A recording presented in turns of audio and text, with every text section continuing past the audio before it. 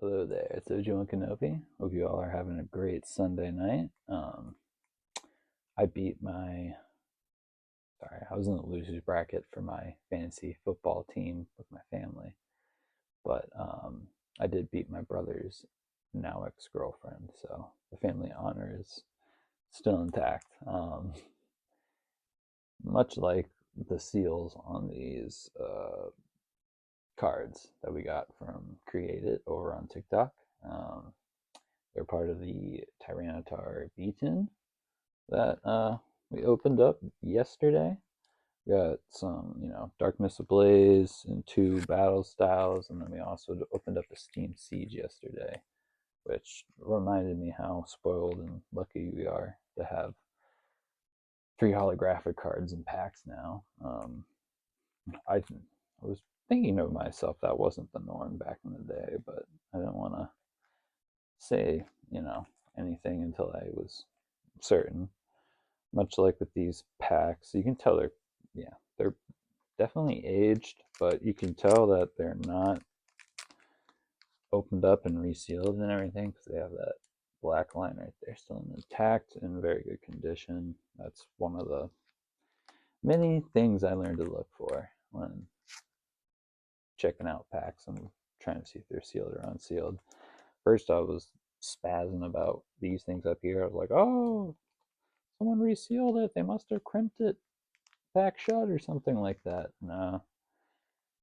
And the fact that it's on top and bottom of both of these packs and none of the other packs kind of shows me that, yeah, it was just something that was common from that, set in that time. I saw someone else, yeah, very similar markings and everything like that. And the people were like, yeah, no, that's just how some of the packs come, especially now that they're kind of old. Yeah, the parts that were pressed together to really make the seam shut, yeah, they just look a little rough and tumbled. So I'm going to open up one of these today. I'm not sure which one feels heavier. This one feels slightly heavier, I think.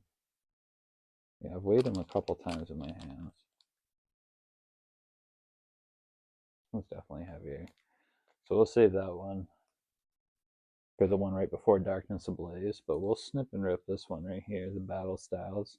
As you can see, they were both in two different like battle poses, so that's pretty cool. Oh, it must be what they mean by styles. I'm wondering if that's when they started to introduce like multi-strike and single strikes on Pokemon, which would be, pretty cool if that was the case. But yeah, we're gonna keep this all in frame because, yeah, like I said before, people's first impressions are always the strongest, and I don't want to make any bad ones for this guy, especially when they helped me get some cards for a very good price. And yeah, I think that alone should be shouted out. And I think this is the first, or at least the ones where they were featured the most, Rapid Strike and Single Strike. Obviously, the Rapid Strike is, the ones that deal multiple damage. Like they're little hits, but you hit them multiple times. And then single strikes are those super power moves and stuff like that. It makes sense that Mienfoo though would have Rapid Strike. He's stretching out, limbering up. I love this pose right here. It's so funny. It's perfect for this pack set and this Pokemon. It goes very well with this character, and honestly, I love the art in this too. Follows the rule of thirds. The skyscape's really good. Yeah, depth of field is great and just really good. You know, clean coloring, very vibrant. This is probably when things started to get a little more vibrant and a little less pastel. Um, but you know, they still have some pastel cards. But you can even see in the background here that, yeah, it was so much lighter in the older days. That's what I mean by like the old fashioned style of like Pokemon illustrations. They're much more pastel. It looked like they were made with colored pencil a lot more. Um, It looked a lot more like the animations from the shows. Yeah, so yeah, colored pencil or watercolor or something. And that's what this one looks like. It's got really good shading. It's got, you know, the light shining through the canopy of the trees. You can see the shadows of the leaves and everything on the background really well. It's just, I think, yeah, I love this type of illustration. You can tell how much work the artist put into it and everything. So shout out to Sui for this illustration. And it's a ball toy. Gen 3, baby. Gotta love Gen 3. Woohoo! We got a Galarian Mr. Mime. I hope he hasn't frozen up mid-act. Oh, God. I'm entering my dad joke phase of life right now. Not my life isn't a joke enough already, but whatever. Next up, we have Fomantis. Okay, this one's a little more cartoonish, but still in the theme and ballpark of, you know, colored pencil and, you know, that pastel color I was talking about. Maybe, yeah, they still kind of had it in this one, I guess. The faint lightening of the background of the actual card thing, so it's pretty cool. If this is like the normal packs, this will be our last common. Alright, so we got one more Spearow, but again, big fan of this illustration. I haven't gotten anything from Battle Styles before, so everything's, you know, going straight to the collection. These are all first pulls for me, so I'm happy. Unless I pulled them in a mystery thing and didn't even know it. Ooh. So yeah, I didn't do the pack trick, so we got our reverse holographic right here. And it is a Bisharp, which is an uncommon card. It evolves from Pawniard. And yeah, it's got the nice little metal symbols in the background because he's a metal type Pokemon. And yeah, he's obvious. What's he doing there? Is he trying to sharpen his thing with a stone? I would imagine it'd be very hard with those gauntlets on. But yeah, it's really funny. Then we're gonna go, and we'll just do the next one. Oh my fucking god! Someone get a penny sleeve right now. Ah! It is a Corviknight. Oh my lord! He's a V Pokemon. He looks V cool. Oh my god, that is amazing. I love this. All right, and there's the energy card. So yeah, I guess it is 1, 2, 3 energy. See, I remember. Okay, I know the trick for Sword and Shield era cards, so I can do that for the next pack pull. But yeah, these were definitely not resealed. Very, very happy. Oh my god, there's no white marks or anything like that on the back, and the centering looks good too. Thank you. This never happens. Every single time I feel like I pull something that good like this, that'd be like, oh yeah, sure, send it in a PSA. There's always a little white mark somewhere, or the back centering is off, or yeah, something like that. But this one right here, maybe the middle of the pack was the way to go. Keep the cards from being damaged. If they did that, I wish they would bring back the, you know, the card trick.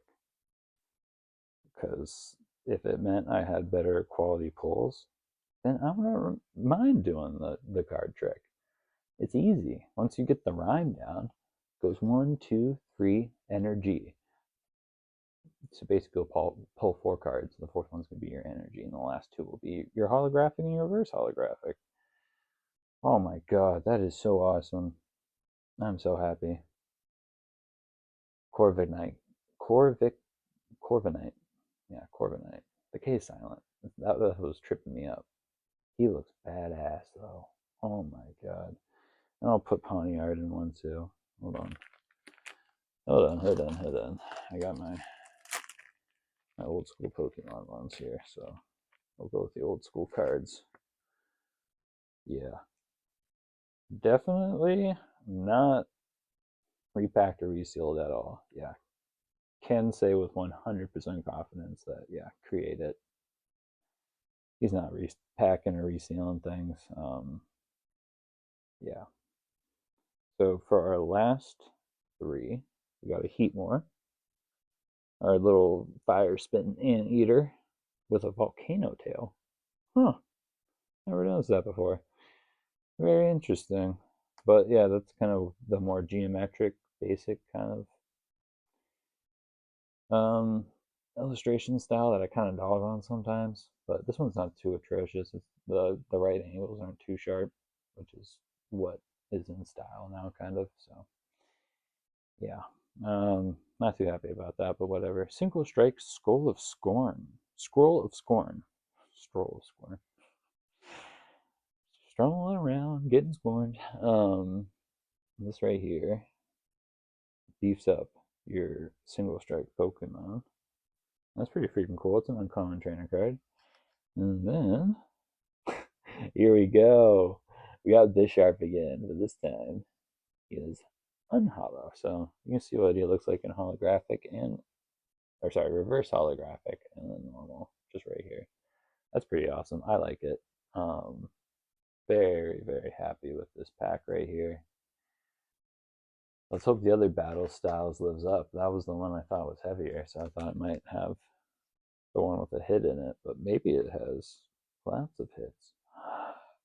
We'll see tomorrow after my first day of class. Oh my god, yeah. Wish me luck with that. First time doing online courses, because yeah, that's how old I am. Back when you actually went to school and stayed there for months at a time, having a good time. ASU, baby, let's go. Some of the best memories of my life made there. And honestly, shout out to my freaking film 101 teacher, who was also the president of the film school over there. One of the teachers, I went to them for a recommendation to go to Emerson, which is where I graduated from. He turned me down because he was like, no, I'm not going to put my name behind any person who I don't 100% know and all this other stuff. I'm like, well, we're talking right now. Like, get to know me. I don't know. Anyways, he turned me down, so I ended up going to the president of the film school whose class I was in, and I was getting an A in that time. I went up to him, told him the situation, that I was applying to go to school at Emerson.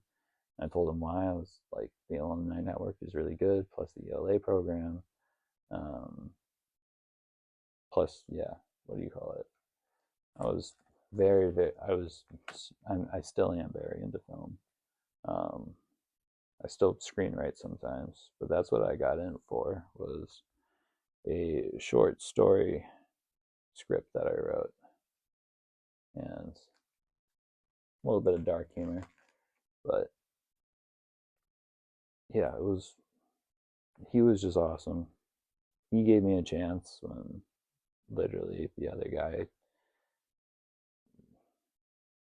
teacher wouldn't fuck up or anything like that. I mean, literally all he had to say, like, he told me straight up, the president,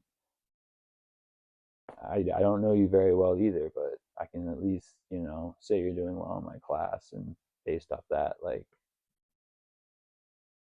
and me coming forward and asking him, he was like, I can tell you're very motivated. So I put that in the letter. Like, I don't know what that will do for you, but like, you're just looking to fill one of the recommendation spots, I can do that. And that's all I needed. And if it wasn't for him, I don't know if I would have gotten in.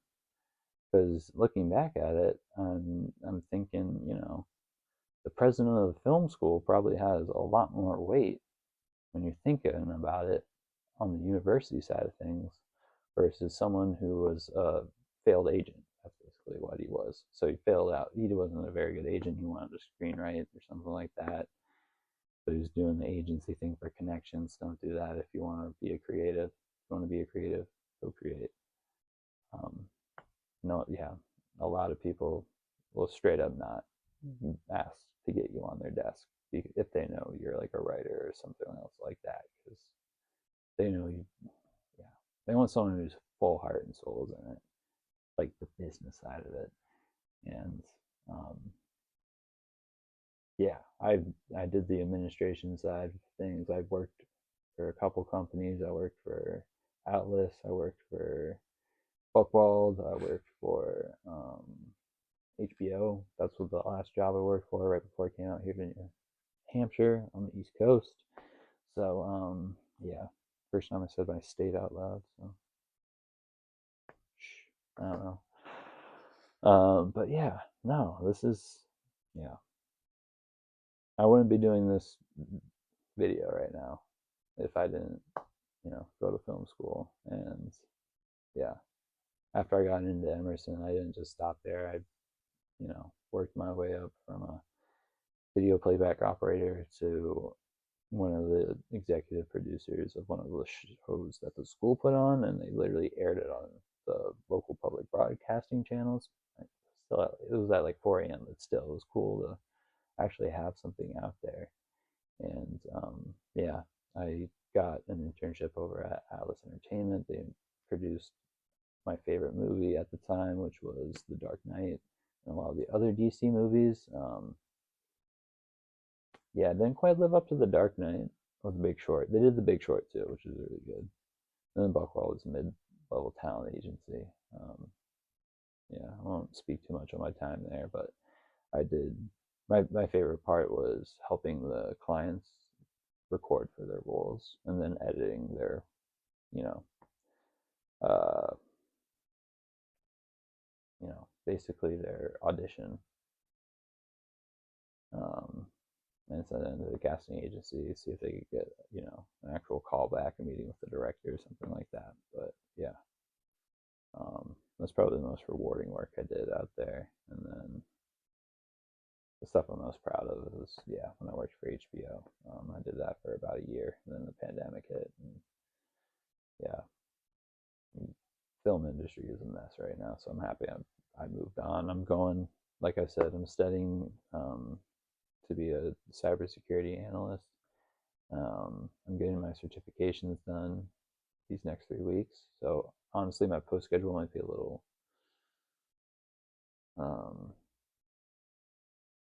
erratic, not very organized. The next couple of weeks, so pretty much all of January.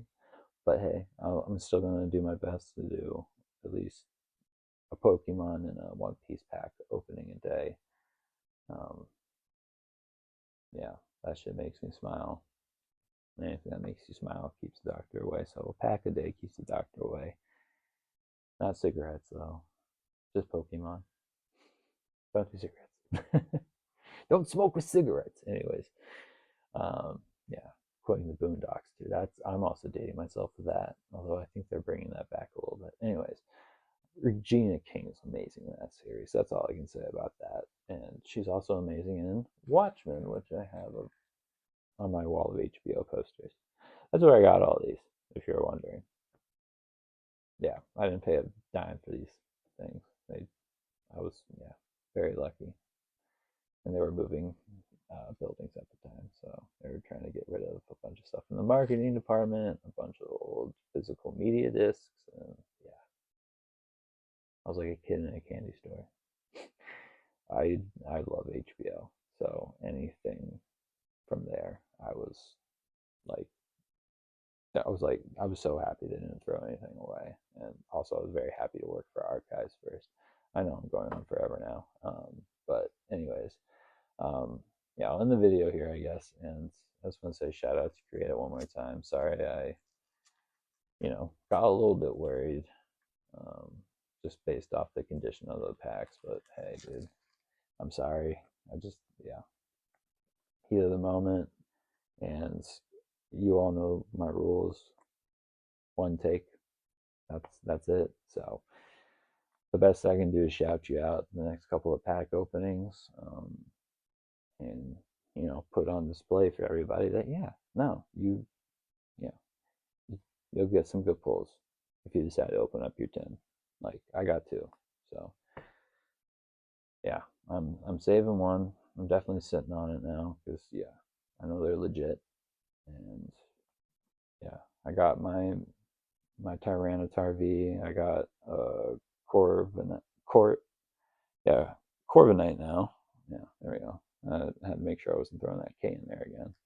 But yeah, sorry this video went a little bit longer than normal. Yeah, my first one of the day, and it's been a long day, so a long video for a long day. But hey, like I said, I start class tomorrow, so wish me luck. Thank you all for watching. I really appreciate it. It's your first time, welcome to the channel. If you like Pokemon cards, One Piece, I'm even going to be opening up a Jujutsu Kaisen pack later tonight. So yeah, I'm opening up these two packs later. And I'm also going to talk about Union Arena and One Piece and a little bit of the differences between the two, even though they're both by Bandai. But yeah, we're going to be doing that tonight. Yeah, opening Pokemon cards is like going to church for me, so I find it relaxing. I'm trying to relax my last night before classes start, because once they start, they are, I'm going to be sitting there for like 7 hours straight. And I literally never sat and listened to a single class, like one subject, for 7 hours straight. And then I have to do it back to back to back to back to back. So it's just, I loaded up on Red Bull. That's all I can say. And yeah, I'll end it before it comes to 25-minute video. I'm so sorry, guys. I guess I had a lot to say today. I hope you all are having a good one. So Ojin Kenobi signing off. Hope you have a great night. And yeah, wish me luck one more time, because I fucking need it.